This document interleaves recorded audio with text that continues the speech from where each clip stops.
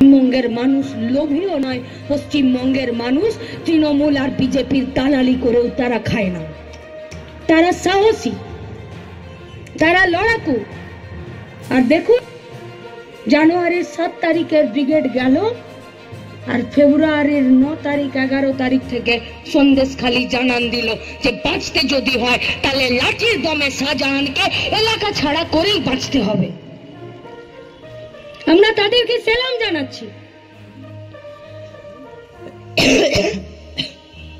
যে আপনারা ফিরে আরো একবার আমাদেরকে বাঁচতে শেখালেন, লড়তে শেখালেন। তাই সামনের লোকসভা নির্বাচনে দিল্লি থেকে সরকার তৈরি করবে, পশ্চিমবঙ্গের 42টা আসন থেকে কোন পার্টির এমপিরা জিতে গিয়ে পার্লামেন্টে গিয়ে সেলফি তুলতে যেতে পারে তার অ্যাজাম্পশন করা আমাদের কাজ নয়। যারা আজকে আমরা মাঠে উপস্থিত হয়েছি, আমাদের কাজ হলো কারা কাদের জিতে যাওয়া উচিত সেটাকে নির্দিষ্ট করা। তাহলে জিতে কারা যাবে? জিতে যাবে মেহনতি মানুষের প্রতিনিধিরা। তারা কে হবে? তারা হবে যারা 100 দিনের কাজের টাকাকে গ্যারান্টি অ্যাক্ট করার জন্য লড়েছিল, 100 দিনের কাজের টাকাকে আদায় করার জন্য লড়েছে, আর পঞ্চায়েতের বুথে বুথে তারা আজকে 100 দিনের কাজের টাকা আদায় করার জন্য একটা জোরদার সংগঠন গড়ে তুলবে। তাই আজকে আমাদের উত্তরের জেলাগুলোর যুব সংগঠনের যে সমস্ত কর্মীরা এই 7টা জেলা জুড়ে কাজ করছেন, তাদেরকে নিয়ে আমাদের কর্মসূচি আদায় করার জন্য জান কবুল ডিওয়াইএফআই লড়বে, আর বুথে বুথেই লড়বে। শুধু আমাদেরকে পাশে থাকতে হবে। কোন আক্কেলে একটা দেশের সরকার যখন বাজেট পেশ করে আর সেখানে 100 দিনের কাজের টাকা কমিয়ে দেয় 2023-2024-এ? কোন আক্কেলে একটা দেশের সরকার যখন প্রত্যেকটা দিন কাজ না থাকে তখন কাজের জায়গাগুলোকে জলের দরে বেচে দেয়?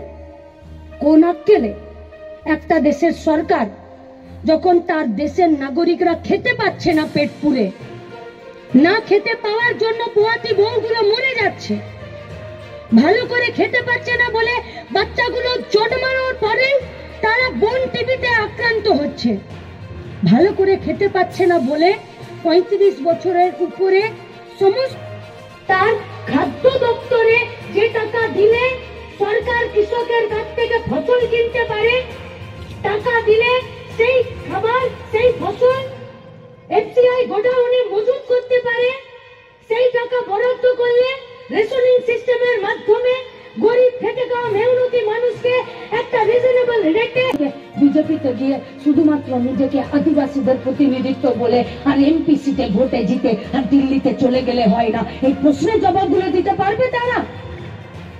কি করছে তাহলে পশ্চিমবঙ্গ থেকে? তৃণমূলের এমপি হোক আর বিজেপির এমপি হোক, কেউ কেউ বলছে 174 ধারা, আর বাড়িতে টিকটক করছে নুসরাতের মতন। তাদের দিকে নিয়ে আমাদের কোনো কথা নেই। যে লোকসভা কেন্দ্রের আমি, সেখানে শত্রুঘ্ন সিনহা তৃণমূলের, কি বলছেন আমার জানা নেই। এখানকার এমপি তিনি পার্লামেন্টে গিয়ে কোন কথা বলছে আমার জানা নেই, কিন্তু অন্তত পক্ষে পঞ্চায়েতের বাইরে দাঁড়িয়ে আর পৌর নিগম। তাহলে আইন কোথায়? পুলিশ কোথায়? ছোট ছোট হোমস্টে গুলো যেখানে একটা মানুষ তার বাড়িতে 2টো রুম, একটা পায়খানা বাথরুম, একটা রান্নাঘর, একটা বারান্দা, সে উঠোনের একবারে একটা টিনের চালা তৈরি করে চলে যাচ্ছে, বলছে না আমার 2টো রুমকে একটু হোমস্টে করে দিই। কেন না? চা বাগানে কাজ নেই, যে মজুরি দিচ্ছে সেই মজুরিতে চলছে না। চা বাগান যেই সময়ের জন্য খোলা রাখছে শুধু সেই সময়টুকু আমাকে কাজ দিচ্ছে, বাকি সময় চা বাগানের মালিক চা বাগানটাকে তালা দিয়ে চলে যাচ্ছে, সরকার তার কাছে কোনো প্রশ্ন করছে না। তাহলে পর্যটন শিল্প, ট্যুরিজম, দক্ষিণবঙ্গ থেকে রাজ্যে অন্যান্য রাজ্যের আশেপাশের রাজ্যগুলো থেকে যারা এই জঙ্গলে ঘুরতে আসছেন, পাহাড়ে ঘুরতে আসছেন, তারা এসে যেটুকু এখানে ইনভেস্ট করছে, খাচ্ছে দাচ্ছে, ঘরের ভাড়া দিচ্ছে, শুধুমাত্র সেইটুকু ইনকাম। সেই ইনকামটা করার জন্য উঠোনের এক পাশে গাদা গাড়ি করে একটা টিনের চালা তৈরি করে একটা বাড়ির 4-5 জন থাকছে, আর একটা হোমস্টে তৈরি করে যারা বাইরে থেকে আসছে তাদেরকে থাকতে দিচ্ছে। এইটুকু তো ইনকামের রাস্তা। সেটুকু এতটুকু পর্যন্ত এসটিদের জমিকে বেমালুম বিএলআরও কে পকেটে টাকে গুজে নিয়ে আর অন্যদেরকে বিক্রি করে দিচ্ছে। মানে যে ছিল হোমস্টের মালিক আজকে সে তার নিজের জমি খোয়ালো, সেখান থেকে হয়ে গেল আম্বানি আদানি বড় বড় হর্ষ নেউটিয়াদের মতন সব থেকে বড় বড় ট্যুরিজম, আর সেখানে বড় বড় হোটেল। যে ছিল মালিক সে হয়ে গেল এটো কাপ বাটি ধোবার জন্য সে শ্রমিক। দেখছে? দেখছে না। ইনসাফ যাত্রায় যখন আমরা ঝাড়গ্রাম বাঁকুড়াতে পৌঁছালাম তখন দিদিমণির ভাইপের বিয়ে হলো পাহাড়ে। দিদিমণি এলেন ভাইপোর বিয়ে এখানে দিতে। ভাইপোর বিয়ে দিতে এসে প্রেস মিট করলেন। প্রেস মিট করে কি বললেন? বললেন হ্যাঁ জমি একটু নেওয়া হচ্ছে, ভুলভাল একটু কিছু হচ্ছে, আসলে এই বিএলআরও গুলো হচ্ছে সব বদের বেটা, এগুলোই কিছু বদমাশি করছে। আরে ওনার চিরকালের দোষ এটা। যখন ফেসে যান তখন সরকারি অফিসারদের তাদের ঘরে দায়িত্ব দিয়ে যায়। এই জন্য সরকারি অফিসারদেরকে বলছি মানুষের লাঠি আর ঝাঁটা খাবার জন্য নিজেদেরকে ভিলেনে পরিণত করবেন না, আইন অনুযায়ী কাজ করুন। ঘর থেকে নামিয়ে দেবে দিদিমণি, শেল্টার দেবে না, আপনাকে দেবে না শেল্টার। সেদিনকে বলেছিলেন হ্যাঁ একটু আধটু ভুল হচ্ছে, সন্দেশখালীর শয়ে শয়ে মা বোনেরা বলল ভুল নয় ভুলের বাপ হয়েছে, ওই জন্য 55 দিন পর হলো শেখ শাহজাহানকে অ্যারেস্ট করতে এ রাজ্যের পুলিশ বাধ্য হলো, বাধ্য হয়েছে।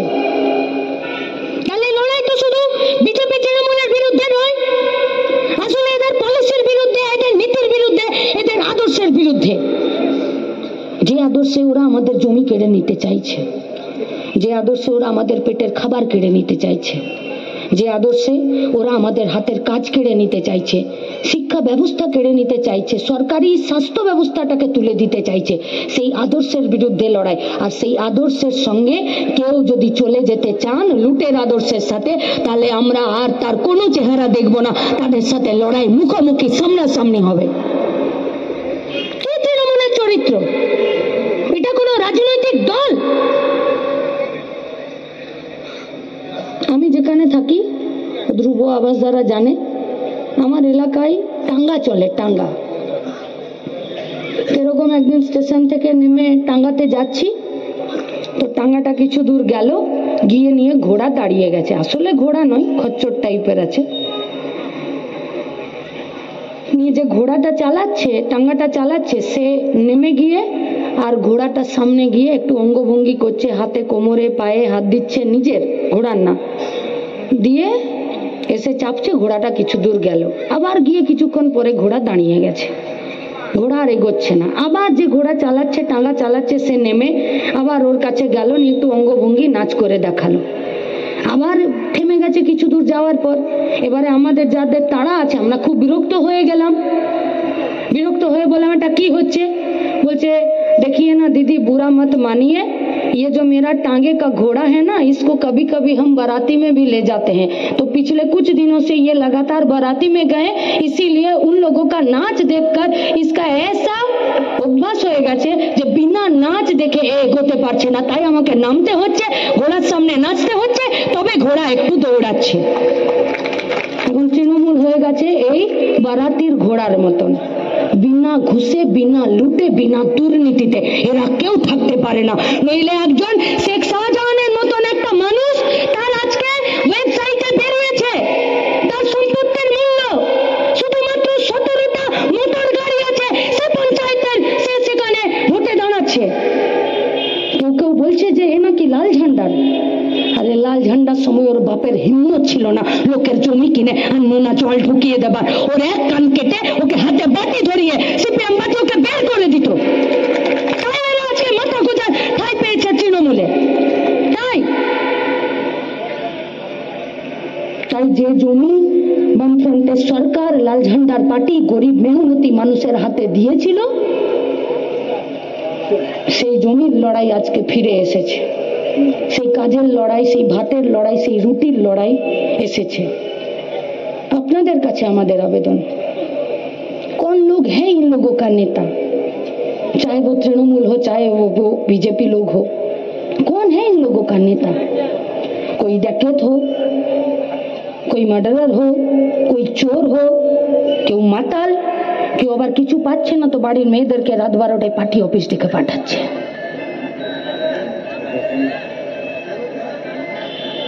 कोई बोलता है कि गंदा नाली में भी खूबसूरती है, गंदा नाली में भी खूबसूरती है, सिर्फ देखने का नजर चाहिए। शाहजहान उत्तम शिबुদের মধ্যে কি खूबसूरती পেয়েছে? गंदा नाली में खूबसूरती देखने के लिए जो नजर का जरूरत है वो